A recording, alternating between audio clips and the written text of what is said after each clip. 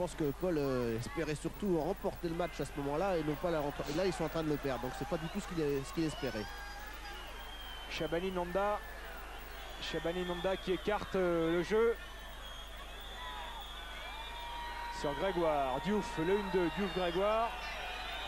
Grégoire qui va essayer d'emmener ce ballon. Il en garde en tous les cas le bénéfice et il va aller provoquer le corner pour la faute de Sierchevski. Ça chambre un peu là entre Sierchevski et Grégoire. Et Monsieur Fraisse qui va suivre tout ça de très près. Attention à Diouf et à Sierchevski, les deux joueurs les plus avertis de part et d'autre depuis le début de la saison, qui sont en grande discussion de provocation de part et d'autre.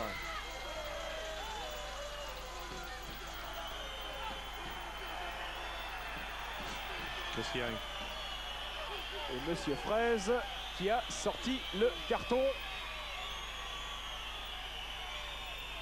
Et ça continue dans le centre là-bas du terrain à se chamailler, à se chiffonner entre René et Bastier. Cette fois il est frappé pour une tête et la tête elle est de Patrick Moreau, de Pierre-Yves André pardon, qui a mis ce ballon en corner. Stéphane, et le carton jaune était pour Piotr Sierchevski. Merci mon cher Lucien. Un de plus. De votre vigilance. Oui, Sierchevski c'est le joueur le plus averti, hein. C'est la 12e carton jaune qu'il reçoit cette année, Sierchevski. Ce qui lui a valu d'être suspendu 4 fois, dont d'ailleurs le match aller qu'il avait manqué. Ouais, un changement côté de Paul Le Guen, puisqu'il va faire rentrer le jeune Michael Sitoni. Et c'est Diouf qui va lui laisser sa place. Ouais, et ce sera tout simplement la première apparition en première division de Michael Sitoni. Exactement, l'ancien Canois. Voilà, arrivé à Rennes lors du Mercato. Jeune joueur, 19 ans, qui va remplacer un autre jeune joueur, hein, Eladji Diouf, lui aussi à 19 ans. Donc ça ne va pas élever la moyenne d'âge de l'équipe rennaise. Corner de Gourvenec avec la tête de Shabani Nanda. Elle était de David Sommeil, pardon, qui était monté, excusez-nous. Gros gabarit de David Sommeil, très près de marquer son deuxième but de la saison sur ce corner frappé par Gourvenec. Bon, Yann Lachouer était sur la trajectoire, il a accompagné ce ballon.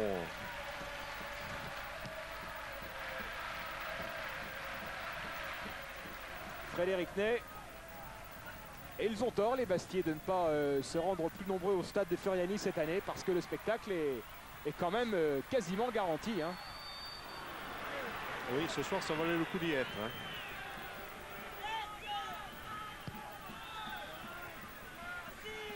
Oh, ils ont rarement été déçus cette année, les spectateurs à Furiani, quand même, Charles. Oh, il y a quand même, Bastien n'a quand même, pour l'instant, pas perdu, donc... Et concédé seulement 4 matchs nuls. Bastia qui va s'en aller quérir sa 11e victoire à domicile. Si le score en reste là, attention quand même, il reste 10 minutes. On a vu beaucoup de rebondissements dans ce match. Tout paraît encore possible.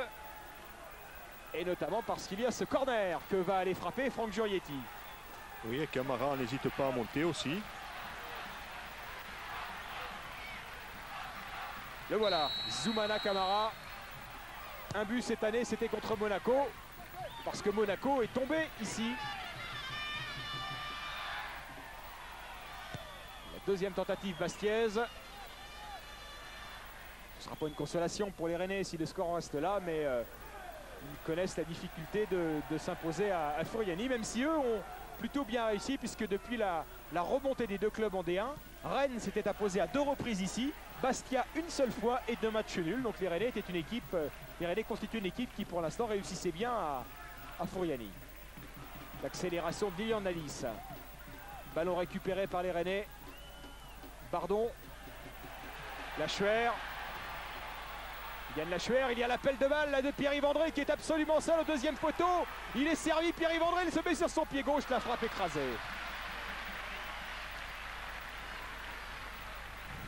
Oui, là aussi, le contrôle était très bien réussi. Et...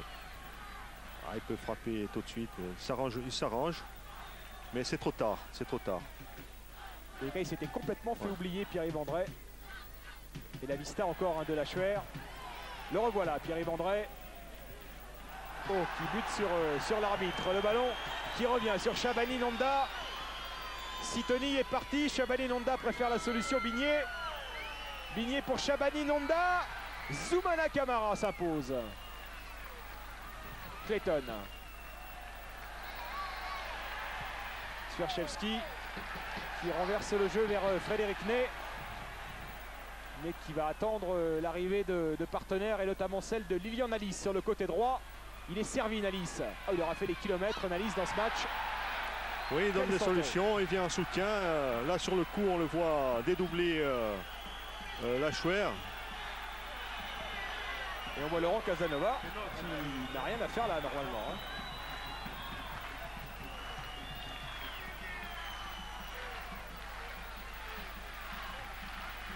Un joueur exclu ne doit pas réintégrer les limites du terrain.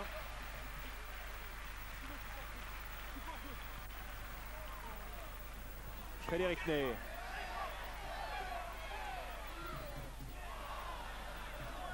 Jurietti qui avait tenté de s'infiltrer sur le côté. Il a été contré par le roux. Jurietti pour la remise en touche.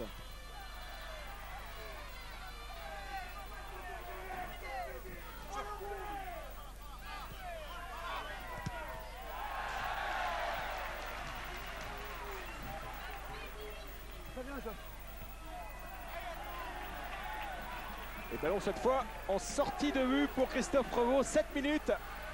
On a l'impression que les Rennais ont l'air résignés là. Hein.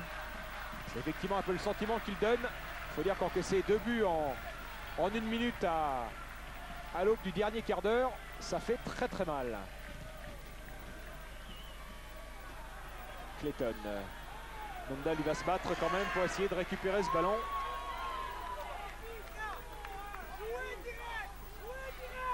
Jouer direct, dit Frédéric Antoinette. Ça veut dire éviter de perdre les ballons au milieu de terrain, mettez carrément devant et ça réussit assez bien. Christophe Revaux.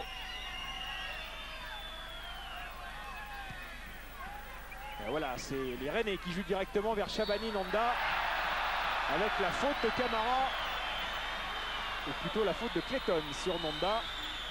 Ce sera un coup franc bien placé, parce qu'il y a, on l'a vu tout à l'heure avec Christophe Leroux, d'excellents tireurs dans cette équipe rennaise.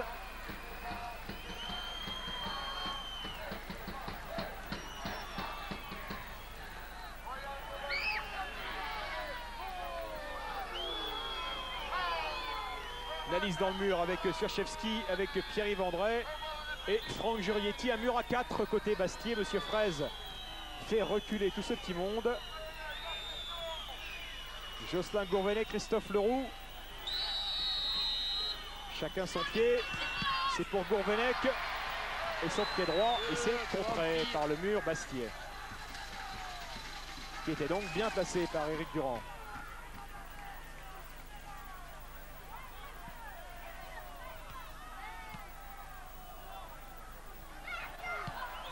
Oh, Lachuer qui sans contrôle l'a senti, l'appel de balle de Frédéric Ney, peut-être pour son deuxième doublé, la troisième doublé de la saison, non. Magnifique intervention de Christophe Revaux qui a gagné son duel face à l'avant-centre de Bastia. Oui, Revaux qui sort très bien, il sort juste quand Ney pousse un peu trop son ballon, voilà.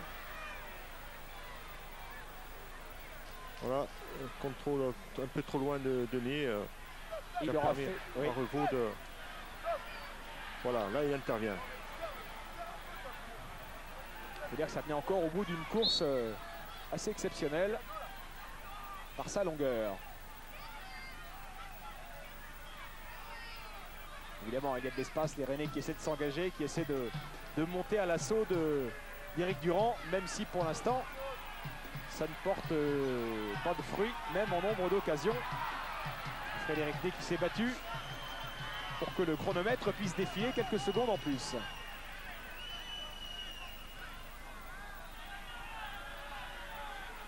Gourvenec.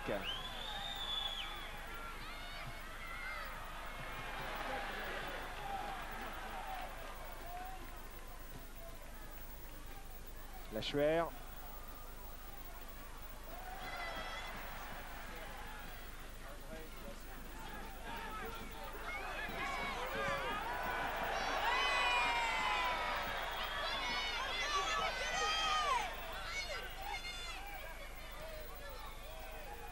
La Chuer qui est passé. Lilian Nalis. Ah, il n'a pas assez appuyé sa frappe. Oui, c'était bien vu, c'était très bien vu. La passe n'est pas assez forte. Gourvenec.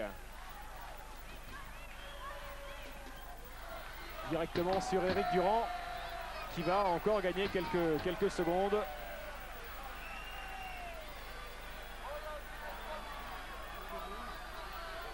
Et Frédéric Antonetti qui a peut-être maintenant parlé très ouvertement d'Europe à ses joueurs parce que avec 43 points, les Bastiais vont rejoindre Sedan. Il faudra attendre évidemment le résultat, notamment d'Auxerre, hein, qui était intercalé entre Sedan et Bastia, pour savoir si les Bastiais peuvent prétendre à la 5e place ce soir. Sitonyi. Faute, estime Monsieur Fraisse, faute de Pierre-Yves André.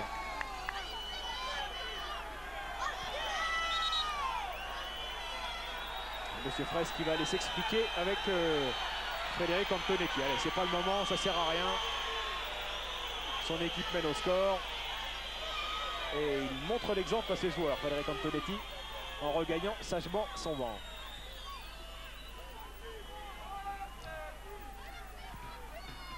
Leroux. Nonda. Chabani-Nonda qui continue son effort. Chabani-Nonda. Oh, le magnifique geste défensif de Zoumana Camara. Oui, qui a piqué le ballon juste au bout du pied. La Chuer qui est allé provoquer la faute de Diatta.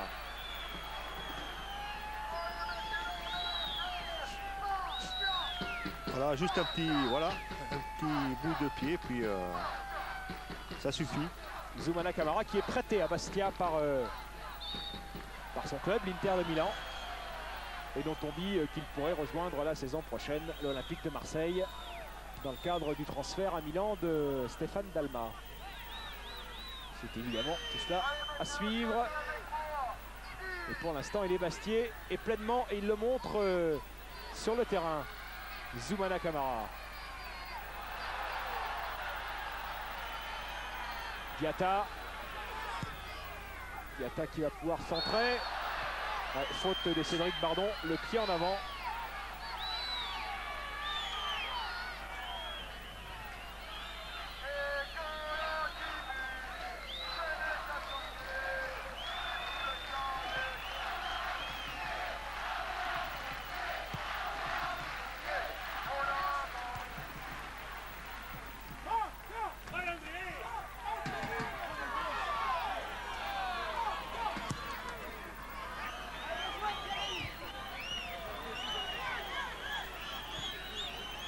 Leroux, les dernières secondes maintenant, puisqu'on est entré dans le temps additionnel, et la faute de Lamine Diatta sur Pierre-Yves André, qui a crié peut-être plus par peur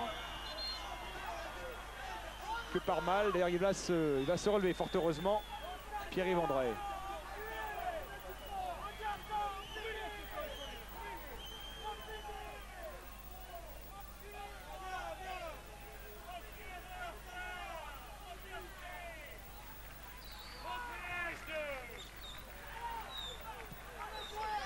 Ça repart pour les Rennais, l'une des dernières occasions de ce match. La Chuer. La Chuer qui a été prendre le ballon dans les pieds de Diatta. Le centre de la Chuer. Nalis qui laisse passer ce ballon. Sierchevski, ça va revenir peut-être sur la Chuer. Et ce sera finalement un corner pour les Bastiais. Et là aussi, on a vu une très belle action avec la feinte de frappe de Nalis. Cournet. Oui, là, c'était une très belle action qui aurait pu aboutir. Ils jouent évidemment en confiance, un peu dans l'euphorie, les Bastiais. On n'a vraiment pas l'impression qu'ils sont à 10 contre 11 dans cette fin de match. Bah, je pense qu'à aucun moment on s'en est aperçu. Hein. Et voilà, Monsieur Fraisse qui siffle la fin d'un match. La 11e victoire du Sporting Club de Bastia cette saison à domicile. Bastia toujours invaincu sur sa pelouse de Fouriani. et qui ne sera désormais plus obsédé par le maintien, mais qui pourra bel et bien penser à l'Europe et à la Coupe de l'UEFA. Alors, Lucien Dabila. Ouais, je suis là. Sur la pelouse. Ah, je vais vous faire plaisir, je vais essayer de faire Pierre-Yves André. Ah, quand même. Ah bah oui, quand même. Ouais. C'est le joueur qui peut rassembler les deux communautés qui suivaient cette partie. Je sais que sinon vous allez passer une mauvaise soirée. Breton et Corse à la fois. On va le chercher, Et en plus, c'est l'homme du soir avec ce doublé, même si Frédéric Ney, sur lequel Thierry Bergalière a raison de s'attarder, a aussi réalisé un très grand match en étant dans le coup quasiment de tous les buts. Et Pierre-Yves André qui est assis sur le... Peut-être qu'il croit que c'est la mi-temps, là, je sais pas. banc des remplaçants. Pierre-Yves, c'était un match complètement fou. Vous menez, après vous êtes revenu. Rennes revient au score, vous finissez le match à 10 et vous l'emportez 4-2. C'est un match assez, on peut le dire, assez fou. C'est clair que ça a été un match à rebondissement. Mais je crois que la volonté l'a emporté. Nous avons été un peu plus volontaires que les Rennais. C'est peut-être ça qui justement fait que la chance a été un peu de notre côté. Personnellement, le fait d'avoir marqué 2 buts, en plus contre Rennes, votre ancien club, c'est, je suppose, un grand plaisir ce soir. Oui, moi je n'avais pas de revanche contre Rennes. Il n'y avait pas de revanche. Donc bon, c'est sûr, moi ça me fait plaisir pour l'équipe, pour l'équipe de Bastia. Surtout mes coéquipiers, je leur dis merci parce que sans eux, je n'aurais pas marqué ces 2 buts. Bon, contre Rennes, c'est vrai que c'est bon. Comme je dis, je ne suis pas revanchard parce qu'il n'y a aucune revanche à prendre, mais ça fait toujours plaisir de démontrer. Bon, on a fait du chemin depuis qu'on est parti. Un mot sur l'exclusion de Laurent Casanova. Elle nous a paru sévère et on a eu l'impression que vous avez eu un petit moment de flottement, mais après ça vous a révolté comme si c'était une injustice. Ah oui, tout à fait, oui. Bon, c'est vrai que c'est une faute par derrière, mais je pense pas que ce soit un tacle par derrière. C'est vrai que c'est une faute par derrière, ça méritait le carton jaune, sûrement. Mais le carton rouge, peut-être pas. Mais c'est sûr que ça nous a un peu assommés, mais aussi révoltés par la suite. Donc c'est vrai que peut-être qu'il nous fallait ça pour remporter ces 3 points. Il nous fallait peut-être que ça nous pique au vif. Bon, maintenant c'est chose faite, on a les 3 points, on est très heureux et on va pouvoir, je pense, regarder vers le haut. L'objectif pour cette fin de saison, il reste 4 matchs à jouer, dont encore 2 à domicile avec l'avenue de Paris Saint-Germain et de Bordeaux. C'est quoi l'objectif de Bastia maintenant? Le maintien est quasiment assuré, même assuré. C'est quoi? C'est une place en Coupe de l'UEFA? C'est quoi? L'objectif, c'est vrai que c'était le maintien. Mathématiquement, à 43 points, je pense que le maintien est assuré. Et à partir de là, c'est vrai que les objectifs, maintenant, ils deviennent réalité. On va pouvoir regarder vers le haut. On a 4 matchs intéressants à jouer, dont 2 à domicile contre Paris et contre Bordeaux. C'est justement ça va être des gros matchs. Je dirais avec presque des concurrents directs parce que on va les jouer à la maison, donc forcément ça va y faire. Et 2 matchs à l'extérieur où il va falloir batailler sec. Justement, il faut avoir l'envie de ses objectifs et pour y arriver, il faut mettre tout en œuvre. Et puis à l'extérieur, on va essayer de remporter, j'espère, au moins une victoire cette année. En tout cas, bravo pour les 2 buts et puis bonne soirée, Pierre-Yves. Merci. Pierre-Yves André, évidemment l'un des héros de ce match, mais c'est le collectif Bastier qui a impressionné Charles Orlanducci. C'est moins un homme à ressortir qu'une équipe ce soir. Oui, exactement. Moi, je dirais qu'on ne peut pas dire qui a été le